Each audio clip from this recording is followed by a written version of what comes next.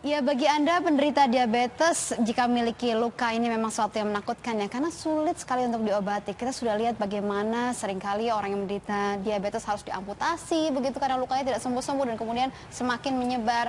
Tapi ada satu informasi yang sangat baik, inovasi dari anak muda, sekelompok mahasiswa yang menciptakan krim luka untuk pengidap diabetes. Nah, ia adalah 4 mahasiswa Fakultas Perikanan dan Ilmu Kelautan dari Institut Pertanian Bogor yang menciptakan krim penyembuh luka khusus bagi penderita diabetes dengan memanfaatkan limbah-limbah perikanan. Limbah yang mereka manfaatkan adalah ada kulit ikan, kemudian juga ada tulang lunak dari cumi-cumi, dan mereka juga menggunakan ekstrak kolagen dan chitosan yang terdapat dalam bahan-bahan yang tidak terpakai ini. Kemudian diolah menjadi satu krim yang dapat dengan cepat memperbaiki jaringan luka pada penderita diabetes. Nah, krim hasil penemuan mereka ini diberi nama krim Diabetrin.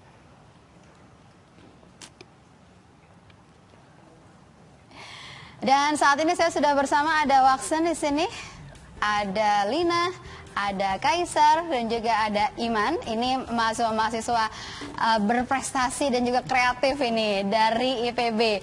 Kalau melihat bahwa data dari satu organisasi diabetes internasional bahwa Indonesia itu pengidap diabetes itu nomor 5 tertinggi di dunia. Ada 9,1 juta orang, itu data tahun 2014, belum tahu nih yang 2015 ya. Tapi saya yakin bisa lebih banyak loh, karena banyak orang tua yang kita tahu menderita diabetes karena pola hidup dan pola makan di Indonesia. Nah, apakah itu yang kemudian mendasari pemikiran kalian untuk kemudian menciptakan satu krim penyembuh luka diabetes ini? Iya, betul sekali. Jadi mulai dari penderita itu merupakan salah satu alasan kami untuk membuat krim ini. Selain daripada itu juga kami mendapatkan ide ini dari bahan aktif yang kami buat itu ternyata memiliki banyak sekali manfaat.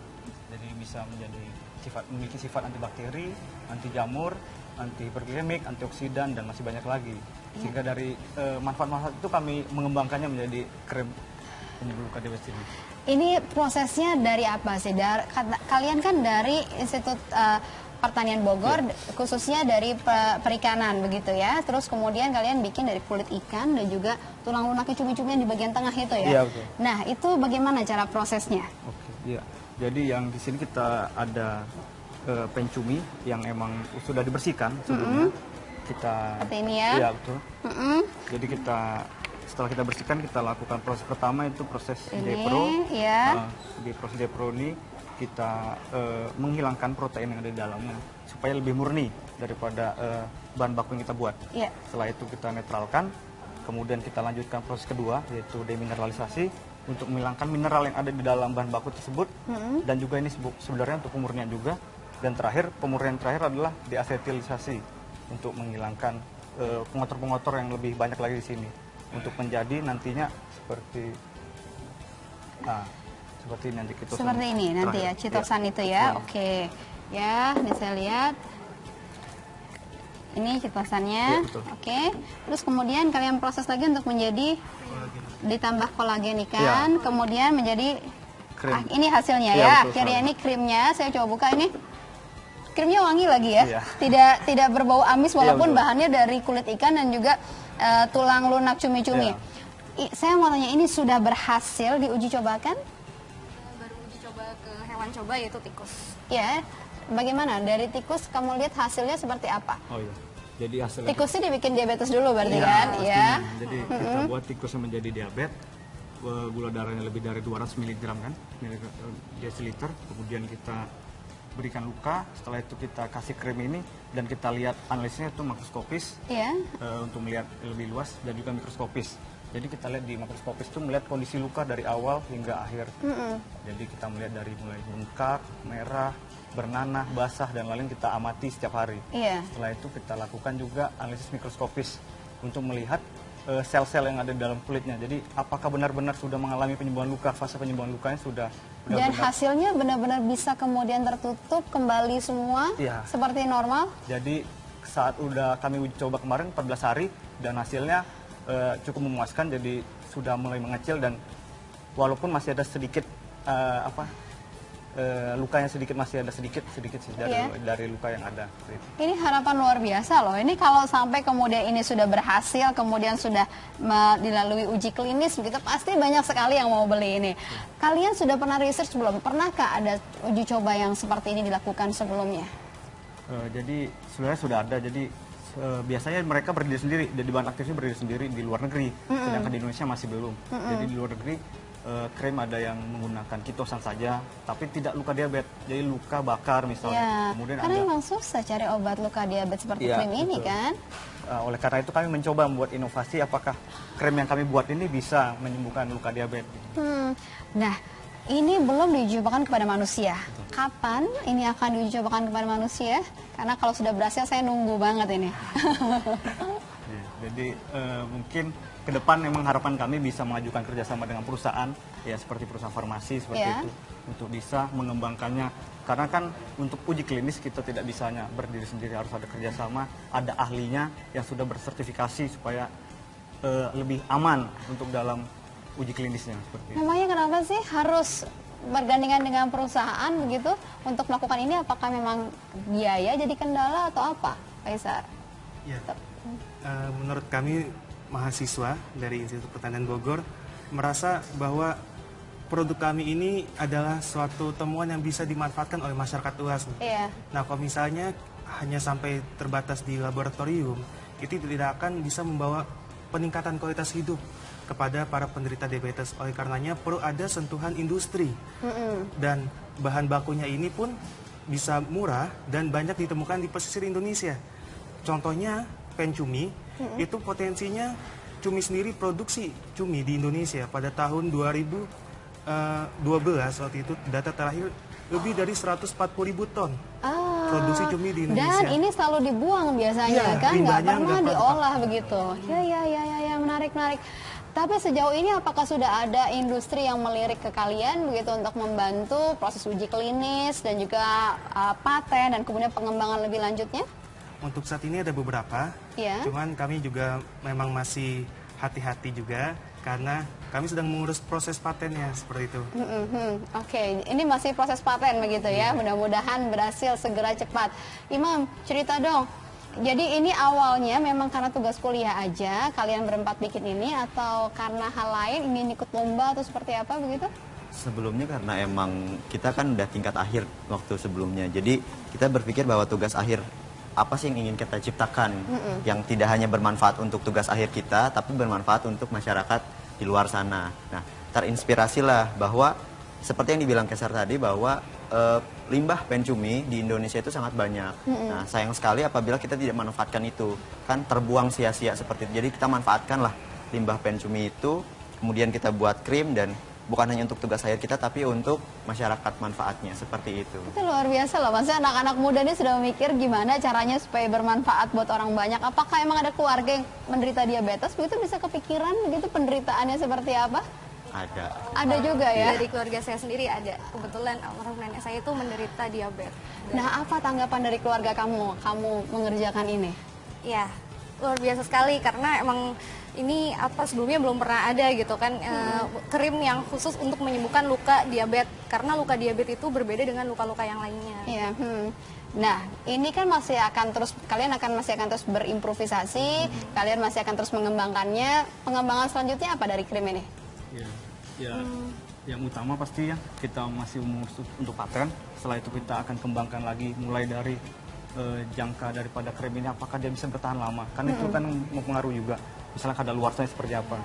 Selain daripada ini, keuntungan daripada kita menggunakan kitosan ini, kita menggantikan bahan pengawet yang kimia. Jadi yang berbahaya bagi kulit, biasanya metilparaben yang digunakan pada Stiantabit surya. Nah, keunggulannya apa kalau dibandingkan dengan bahan-bahan kimia, bahan yang kalian gunakan ini? Jadi bahan kimia akan bisa mengiritasi kulit jika konsentrasi yang digunakan tinggi. Sedangkan kita menggantikannya dengan kitosan. Kitosan ini akan menjadi bahan pengawet alami mengganti metilparaben. Berapapun konsentrasi yang ditambahkan. Metilparaben itu apa? Coba saya nggak ngerti metilparaben itu apa.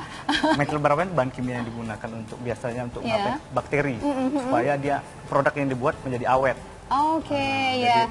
Ya karena kan kebayang kalau udah luka diabetes sulit disembuhkan, dikasih kimia lagi, kemudian bisa bertambah dan ini jadi satu solusi begitu ya. Betul sekali. Kok kepikiran bahwa kemudian kulit ikan, kemudian tulang lunak dari cumi-cumi ini bisa untuk obat diabetes, obat luka? Kepikirannya dari mana idenya? Ya, dari idenya ini dapat saat kuliah kemarin yang di semester 6 kemarin. Jadi banyak sekali ternyata manfaat daripada limbah ini setelah dijadikan bahan aktif. Jadi sudah banyak, misalnya ada penelitian yang ini kita melihat literatur, ternyata setelah itu kita kenapa kita tidak kembangkan menjadi produk misalnya krim ini, dan juga krim luka diabetes di Indonesia masih jarang gitu Mbak, masih tidak ada mungkin tidak ada. Jadi kita buat inovasi solusi untuk bisa membantu nanti penderita luka diabetes di Indonesia. Apa yang kalian mulai ini sungguh luar biasa loh. Ini obat krim luka untuk para penderita diabetes. Buat mereka yang sudah begitu putus asa karena memang kan gaya hidupnya di Indonesia memang cenderung bisa membuat diabetes ketika udah tua begitu ya. Nah, kendalanya apalagi yang kalian hadapi sampai kemudian ini bisa nyampe ke tangan para penderita diabetes langsung begitu? Apalagi kendala yang kalian hadapi? Kaisar, mungkin? Kendala yang kami hadapi itu antara lain misalnya biaya sih Mbak. Biaya untuk melakukan penelitian lebih lanjut dan untuk khususnya produksi skala kecil sebagai pilot plan dari usaha produksi krim diabetes ini. Tapi kami dalam lomba yang diadakan oleh Kemenpora, kami sudah membuat bisnis plan-nya. Bisnis plan bagaimana untuk memproduksi dalam skala kecil hingga skala menengahnya nanti. Iya. Baik, dan memang saya tuh banyak sekali ya ketemu dengan anak muda seperti kalian, punya ide-ide cemerlang, punya hasil-hasil yang cemerlang, tapi selalu terkendalanya itu lagi biaya, terus bagaimana produksinya, selalu kendalanya seperti itu. Kalian punya ide nggak, misalnya masukan untuk pemerintah sebaiknya harus gimana gitu untuk memfasilitasi penemuan-penemuan seperti kalian anak-anak muda berbakat ini? Ini juga perlu ada sebuah keterpaduan, Mbak. Kalau misalnya kita lihat dengan kita memanfaatkan limbah dari pencumi, juga kulit ikan, dan itu didapatkan dari nelayan, dari masyarakat menengah ekonomi lemah, bisa meningkatkan pendapatan mereka karena limbah cuminya nelayan, limbah kulit ikannya nelayan, yang kemudian misalnya hasil filet ikan, filet ikannya diserahkan ke industri misalnya, tapi ada sisa kulit ikan limbahnya. Itu bisa menjadi pendapatan bagi mereka, tapi kita jadikan sebuah produk untuk krim penyembuh luka diabetes. Iya, sebenarnya bisa saling bertemu begitu kan, segala kebutuhan-kebutuhan yang ada. Kamu ada inginnya seperti apa sih gitu di pemerintah lakukan apa untuk kemudian bisa memfasilitasi anak-anak muda seperti kalian? Iya, mulai mungkin yang pertama kali mungkin membantu dalam hak paten, Mbak, karena hak paten juga. Kalian masih susah dapat hak patennya? Kan untuk ke sana harus ada biaya lagi atau ada regulasi lain yang kami masih belum tahu sebenarnya. Cuman kami harapannya bisa mulaikan hak paten. Kemudian kalau sudah ada hak paten baru kita bisa melakukan kerjasama dengan perusahaan. Dengan perusahaan itu sudah melakukan uji klinis bareng dengan kita, di mana kita bekerja sama di situ untuk bisa membuat krim ini menjadi pengembangan lebih lagi. Setelah itu baru kita mengurus nomor BPOM dan juga tentunya sertifikasi halal MUI, karena kan dibutuhkan juga karena kan kita menggunakan bahan yang halal semua. Nah itu sesuatu yang kalian belum mengerti sejauh ini ya, sangat membantu kalau kemudian ada yang membimbing untuk melakukan itu semua dan membantu ya. Nah kalau kita bicara soal Einstein yang penemuannya kita sudah tidak bisa sangka lagi manfaatnya buat kita menemukan lampu, dan dia harus melalui ribuan kali kegagalan. Pernah tidak kalian mengalami kegagalan yang sampai kemudian ini bisa jadi nggak sih putus asa gitu, pernah nggak? Iya, beberapa kali sempat mengulang untuk proses pembuatan kitosanya. Jadi yang paling susah itu? Iya, di awal tahap awal sekali itu kan memang pembuatan kitosan. Nah, disitulah beberapa kali mengalami kegagalan. Tapi kita terus mencoba sampai akhirnya jadi krim ini. Sering berantem nggak nih berempat? Cuman emang kendala yang Rina bilang sama gitu. Yang kedua itu kadang emang waktu. Jadi kadang emang kita harus setiap hari ke lab, terutama di saat pengujian di tikus. Jadi setiap hari kita harus ke lab sehari 2 kali. Dan itu terkadang yang kendala buat kita seorang mahasiswa ya. Maksudnya ya capek dan semacamnya, tapi itu kita jalani dan akhirnya emang ternyata membuahkan hasil yang ya memuaskan. cukup memuaskan lah. Ini seperti kan itu. yang kalian temukan sesuatu yang belum pernah ada sebelumnya ya. Saya juga sudah mencari, belum ketemu sejauh ini. Teman-teman juga udah nyari, belum ada ya sejauh ini ya. Apakah kemudian ada orang-orang yang kemudian mencoba untuk, alah kamu bikin apa sih, mana mungkin, nggak pernah ada sebelumnya tuh kayak gitu, diabetes yang nggak bisa sembuh, seperti itu pernah nggak? Sebenarnya sih nggak ada yang ngomong gitu Mbak, cuman mereka hanya mensupport, membantu. Oh ya penelitian ini bagus, kalau emang benar-benar bisa ya pasti sangat membantu penderita-penderita yang ada di Indonesia. Nah, semangat yang sama juga mau kita kasih ke teman-teman sekarang dari semua tim GNT, maju terus apapun kendalanya, karena ini satu penemuan yang sangat bagus. Jangan pernah menyerah, apapun kata orang, maju terus ya. Terima kasih sudah hadir di Good News Today, dan pemirsa kita nantikan saja ketika krim ini kemudian sudah bisa kemudian dimanfaatkan, uji klinis sudah lulus, dan kemudian bisa nyampe ke tangan mereka yang membutuhkan. Nah, kita akan kembali lagi di Good News Today dengan hal-hal informasi yang baik lainnya. Di antaranya kita akan pergi ke Jepang nih teman-teman, nih sejak pagi nih, untuk berkenalan dengan seorang sarjana asal Jepang yang ia membuat jam mekanik yang dapat menulis sendiri pantauan waktu setiap menitnya. Menarik ya? Sesaat lagi untuk Anda.